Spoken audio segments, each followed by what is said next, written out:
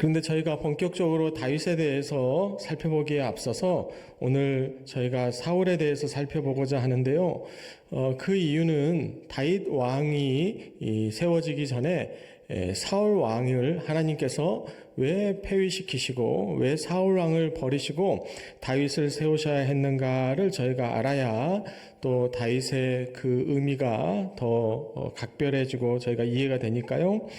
그래서 저희가 오늘부터 2주간 사무엘상 15장을 나눠서 하나님께서 사울에게 후회하신 이유, 사울이라는 왕이 하나님 앞에서 실패했던 이유를 저희가 하나씩 살펴가 보려고 합니다.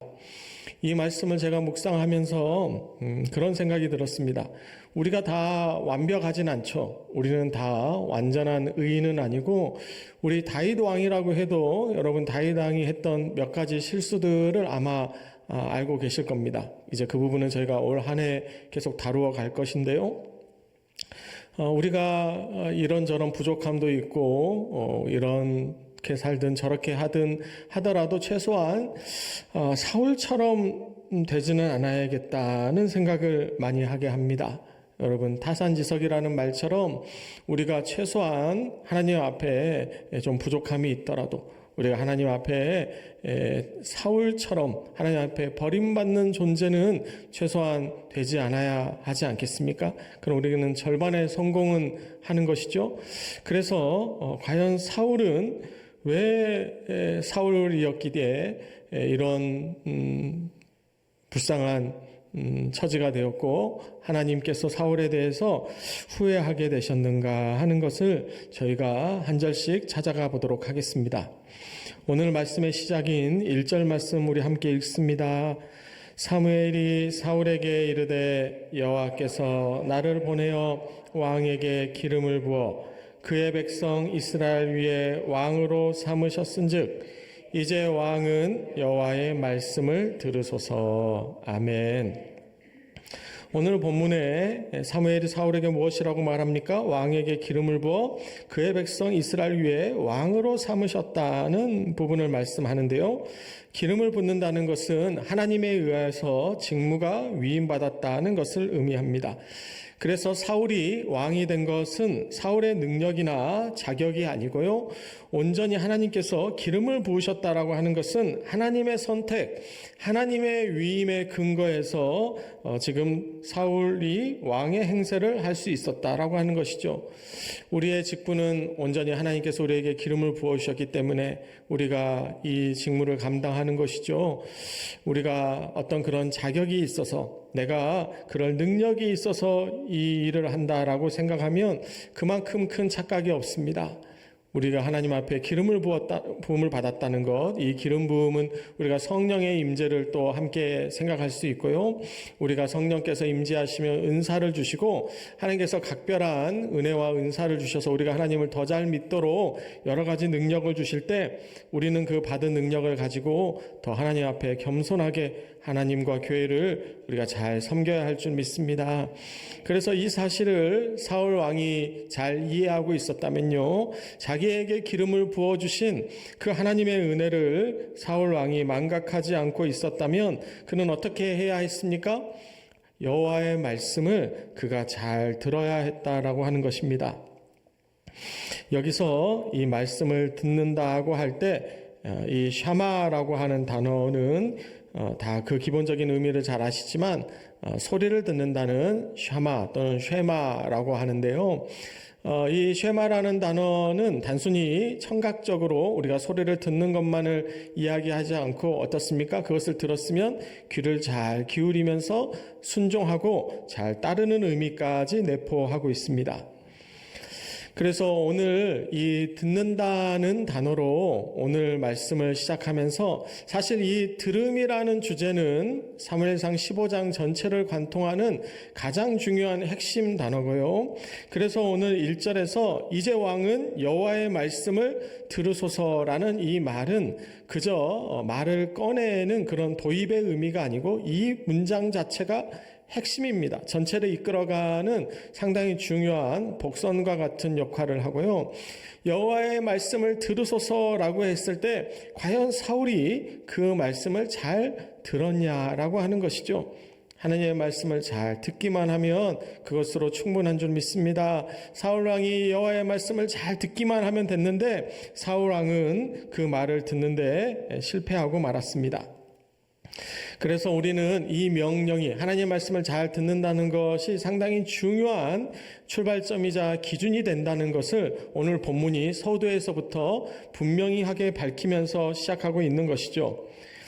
그런데 이 기준은 단순히 사무엘상 15장만의 기준이 아니고 성경 전체의 기준입니다. 우리의 신앙의 표준이고 신앙의 기준입니다. 어떠한 신앙이 하나님께서 기뻐하시는 모습인가 하는 것이 바로 잘 듣는 태도에서 나온다는 것을 여러분 알고 계십니까? 그래서 우리 성경 전체에서 이에 해당되는 본문들을 제가 몇 구절 공유해 드리려고 하는데요. 좀 숫자가 많을 수 있는데 전체적인 맥락은 어차피 하나로 같으니까요. 우리가 한 절씩 보도록 하겠습니다. 먼저 신명기 6장 4절과 5절 말씀, 이 샤마에 대한 가장 유명한 말씀이죠. 이스라엘아 들으라, 우리 하나님 여호와는 오직 유일한 여호와이시니 너는 마음을 다하고 뜻을 다하고 힘을 다하여 내 하나님 여호와를 사랑하라. 아멘. 그래서 이 말씀을 중심으로 우리 성경 전체는 우리 하나님을 우리가 특별히 그 말씀을 아끼고 사랑하는 마음으로 잘 들어야 할 것인데요. 이에 대해서 또 잠언 1장 5절은 무엇이라고 말씀합니까? 지혜 있는 자는 듣고 학식을 더할 것이다 라고 말하고요. 또 이사야 55장 3절 말씀은 우리 작년에 이사야 말씀 나눌 때 이 본문 다루었었는데요. 귀를 기울이고 내게로 나와 들으라. 그리하면 너희 영혼이 살리라고 약속하신 줄 믿습니다. 이것이 확실한 은혜다라고 하는 것이죠. 또 예레미야 7장 23절은 너희는 내 목소리를 들으라. 그리하면 나는 너희 하나님이 되겠고 너희는 내 백성이 되리라. 아멘. 이러한 들음에 대한 중요성은 신약에서도 변하지 않고 오히려 더 강화되는 측면이 있습니다. 우리 마태복음 13장 9절에서 귀 있는 자는 들으라 하고 말씀하실 때 이 말씀은 신약에서 상당히 여러 차례, 요한계시록에까지도 여러 차례 반복되는 말씀이죠. 하나님 우리에게 들으라고 수차례 요청하고 계십니다. 그리고 17장 5절에서는 특별히 우리 주님께서 내 사랑하는 아들이요 내 기뻐하는 자니 너희는 그의 말을 들으라 하시는지라. 아멘. 그래서 우리는 예수의 말씀을 늘 잘 듣습니다. 이 시간도 우리가 잘 듣기 위해 이렇게 모여 앉아 있는 것이죠. 요한복음 10장 27절은 예수님께서 이와 같이 말씀하셨습니다. 내 양은 내 음성을 들으며 나는 그들을 알며 그들은 나를 따르느니라. 그래서 주님께서는 누가복음 8장 18절에서 그러므로 너희가 어떻게 듣는가 스스로 삼가라고 우리에게 주의를 요청하셨고요. 그리고 야고보 사도는 야고보서 1장 19절에서 듣기는 속히 하고 말하기는 더디하는 것이 하나님의 뜻임을 가르쳐 주셨습니다. 그리고 로마서 10장 17절에서는 이 모든 것을 어떻게 정리합니까? 믿음은 들음에서 나며 들음은 그리스도의 말씀으로 말미암았느니라.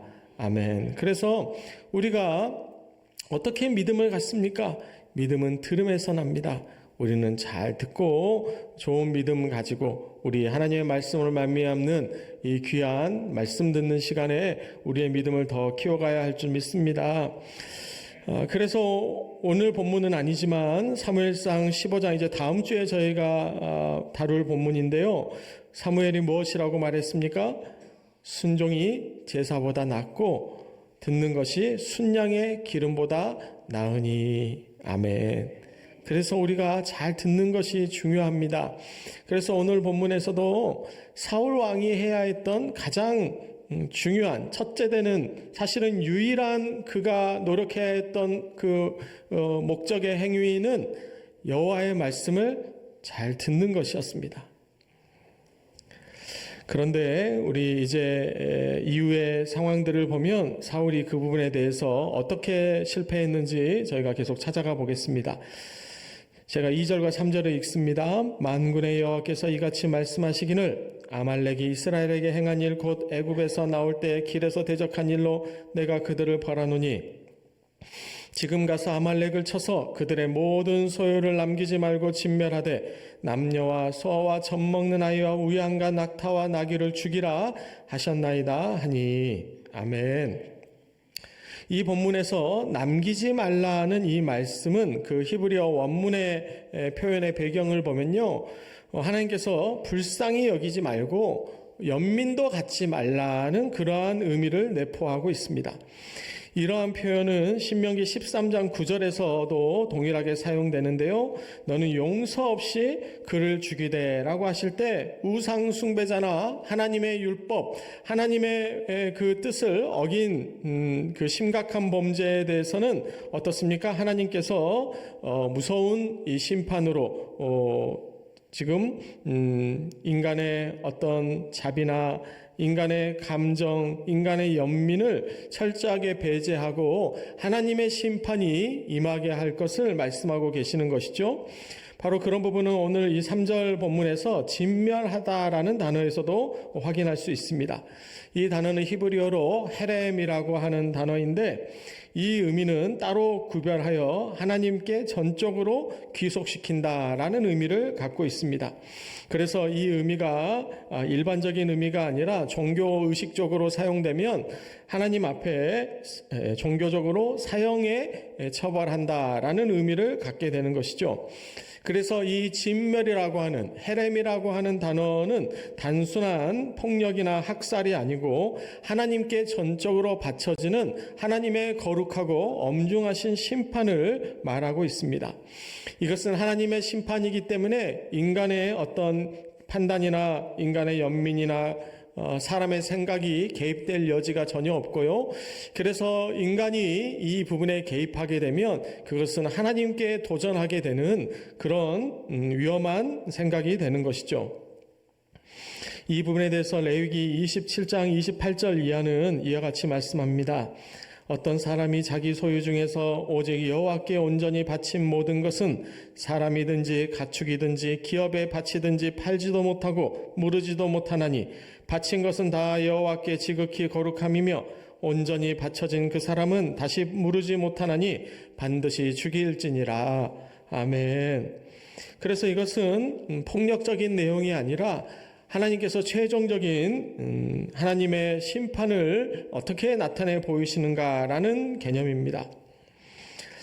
그래서 우리는 이 본문을 이해하면서 우리가 좀 영적으로 알레고리적으로 우리가 이 본문을 다시 이해할 때요, 우리가 이 본문을 그냥 문자적으로 직선적으로 이해하면 1차적으로 그냥 받아들이면 우리가 그래서 종교적인 전쟁을 해야 합니까? 뭔가 하나님의 율법에 어긴 사람들 우리가 대학살을 마치 과거의 십자군 전쟁처럼 우리가 그런 과오를 다시 반복해서는 안 되는 것이죠.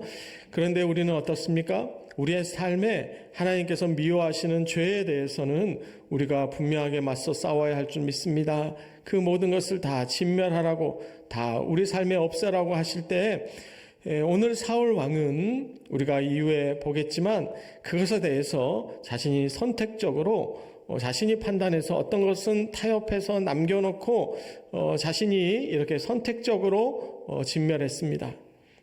우리의 삶에 우리가 하나님 앞에 선택적으로 어떤 부분은 하나님께 드리고 어떤 부분은 남기고 그렇게 하면서 우리가 어떻게 죄와 싸울 수 있겠습니까?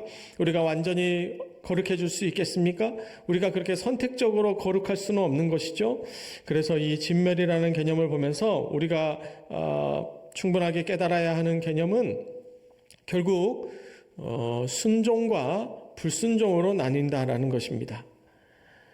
하나님께서 우리에게 명령하실 때에는 다 하나님의 뜻이 거기 가운데 다 충분히 계시니까 그런 것이죠.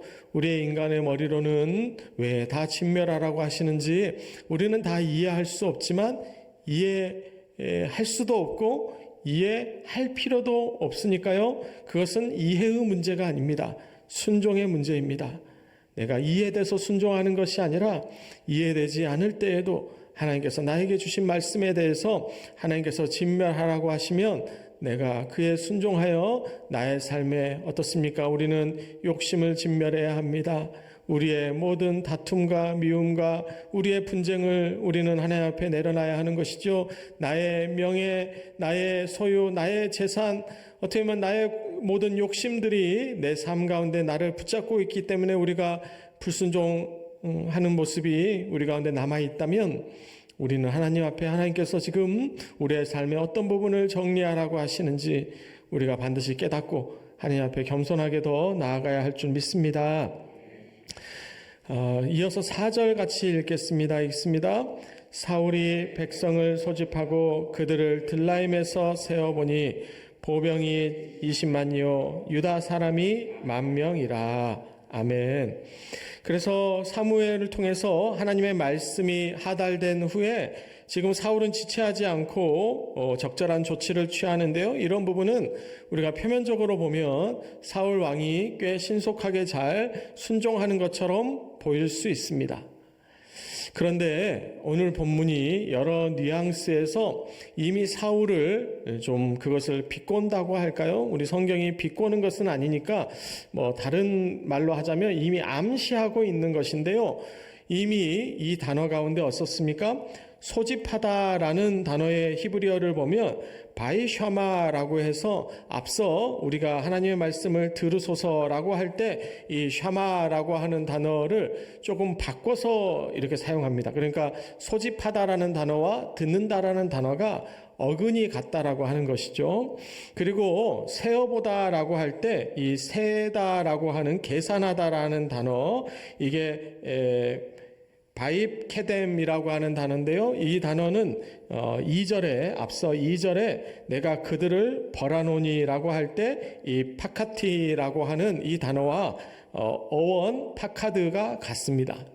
그러니까 지금 앞서 사무엘상 1절과 2절에서 썼던 이 샤마와 파카티라고 하는 단어의 같은 어근을 가져와서 오늘 4절에서 그것을 사울에게 적용하는데 그것을 조금 비틀어서 적용하는 것이죠.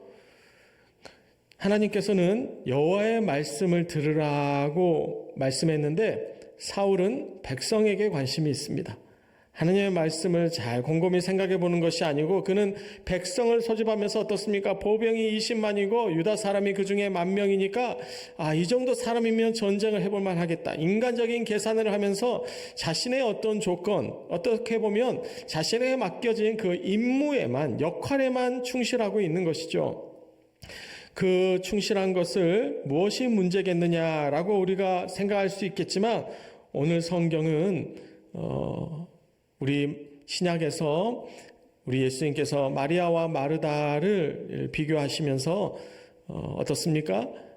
그가 일에 분주했을 때 하나님의 말씀에 나와 청종하는 것이 더 귀함을 가르쳐 주셨던 것처럼 지금 사울은 자신의 일에 마음을 빼앗겨 자신의 중심에 하나님을 두지 못하고요.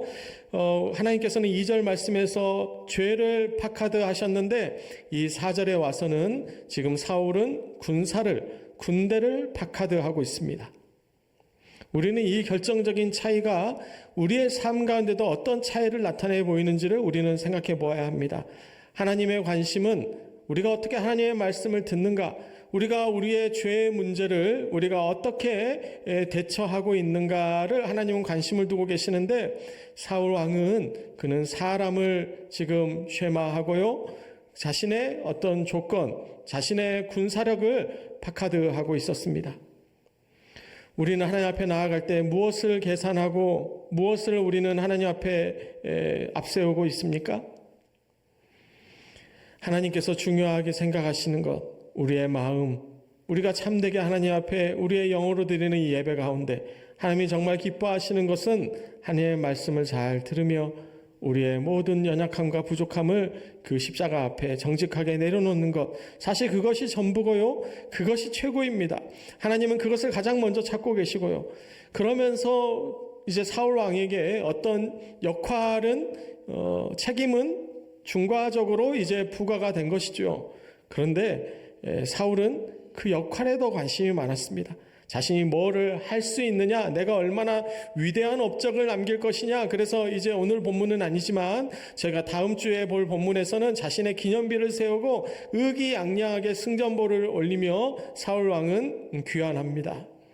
그런데 거기에 하나님이 보이지 않는 것이죠. 내가 하나님의 일을 한다고 하면서도 하나님이 보이지 않으면 그것을 하나님께서 영광을 받으실 수 있겠습니까? 인간의 의로움을 앞세우고 나의 노력, 어쩌면 나의 공로, 내가 이만큼 노력해서 내가 이만큼 대단한 일을 했다라고 앞세울 때 어떻게 보면 그것이 교만이 되기 때문에 하나님은 겸손한 자를 가까이 하시고 기뻐하신 줄 믿습니다. 지금 사울은 이 전쟁을 너무나도 훌륭하게 완벽하게 잘 수행했습니다. 그런데 문제는 이제 8절 이하에 나오는데요. 아말렉 사람 왕 아각을 사로잡고 칼날로 그의 모든 백성을 진멸하였을 때 사울과 백성이 아각과 그의 양과 소의 가장 좋은 것 또는 기름진 젖과 어린 양과 모든 좋은 것을 남기고 진멸하기를 즐겨 아니하고 가치 없고 하찮은 것은 진멸하니라. 아멘. 여기에 좋은 것이라는 단어가 반복되는데 이 단어는 히브리어로 유명한 토브라고 하는 단어입니다.